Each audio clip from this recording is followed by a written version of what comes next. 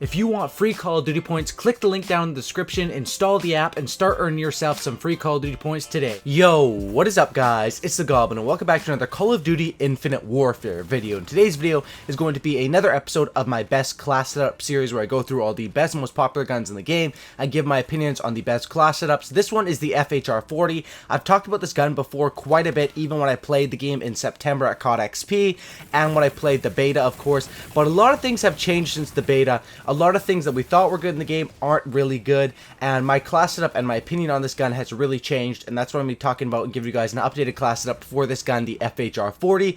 First off, I want to say I'd really appreciate if you guys could all drop a like on this thing. 2,000 likes is the goal. As soon as we smash up 2,000 likes, I'll upload my next episode of the best class setup series. I'm really excited for this weekend. I'm going to have a lot of uploads coming out for this weekend, and also be sure to hit that subscribe button if you guys are new to my channel. So the first thing I want to say is that the class setup I'm using in this video is not necessarily, or in this gameplay, is not the same one that I'm going to be showing you guys and giving you guys for the best class setup. And that's basically through the recent discovery that my buddy Drifter actually made the video on it, that grip in this game really doesn't work and doesn't work out too well. Now obviously with this gun, the FHR40 reminds me a lot of sort of the Vesper with how it fires really fast, has a bunch of recoil, and it would be an obvious choice to run grip on this. However, through the testing that people have done and they have experienced, basically grip does not really even work in this game, which is kind of ridiculous. How could you release a game without the grip working very well?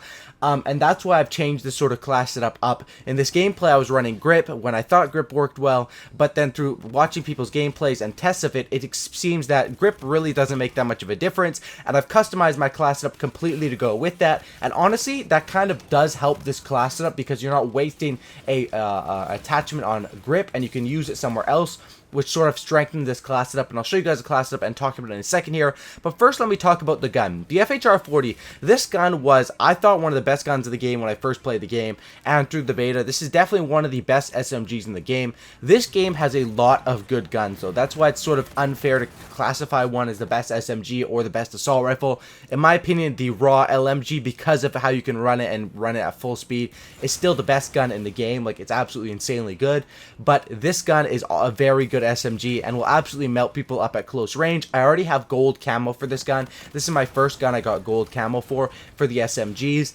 It wasn't that hard to get gold camo, and the SMGs are a bit easier, probably a lot easier than the assault rifles, and some of the challenges are absolutely ridiculous. I think with the LMGs, they say to get a certain amount of penetration kills, but they don't even have an attachment that helps you get penetration kills. I mean, a lot of the challenges and a lot of the little stuff based around this game is really weird and needs to be fixed. I think that's what Infinity Ward is working on right now.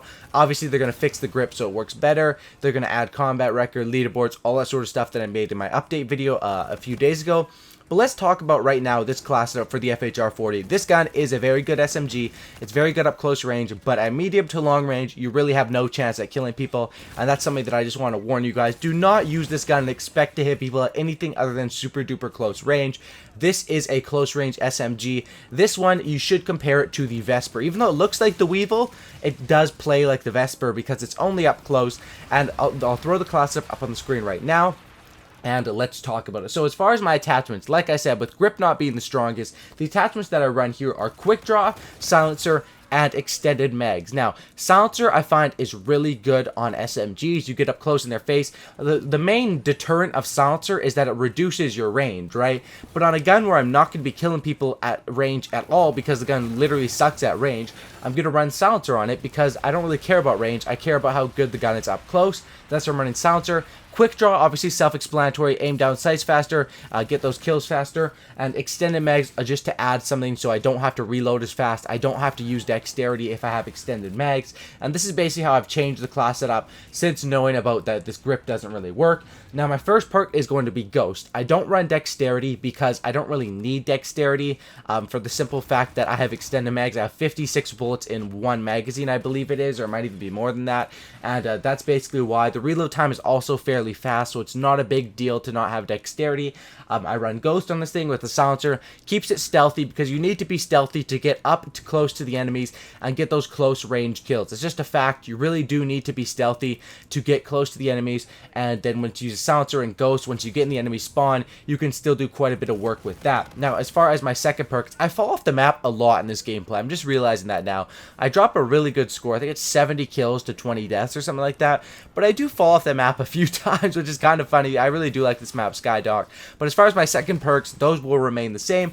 Hardline as well as Scavenger. Pretty simple setup. Hardline is just so I can get my kill streaks faster, and that's basically the whole point of Hardline, of course. And Scavenger so I don't run out of ammo. I'm not going to be running the Man-at-Arms combat rig with this one. I usually run the Claw and the Ping combat rig. That's basically what I like to run. That's what I'm running in this gameplay. Claw is absolutely deadly. It's by far you're not going to beat any. If I have the Claw, even if you shoot me twice first, I'm going to pull out that Claw and I'm going to melt you insanely fast. It's probably the best payload in the game as far as, you know, the best assault payload, the best payload for getting you kills would probably be the Claw. And the Ping is also a very good trait because it basically gives you like a portable radar, which is very helpful on a class like this. When you're going to be up in the enemy spawn, you want to know all the enemy's locations. Obviously, Ping is easily countered by Ghost, and that's something you got to watch out for because a lot of people in this game run Ghost, and basically, you know, you can kind of get misled by the Ping. You have it ping out, you see no one on the Ping, you say, oh, it's completely safe over here, and then you walk out and there's a guy sitting in a corner with Ghost that kills you. So that's basically what you have to watch out for when using that Ping.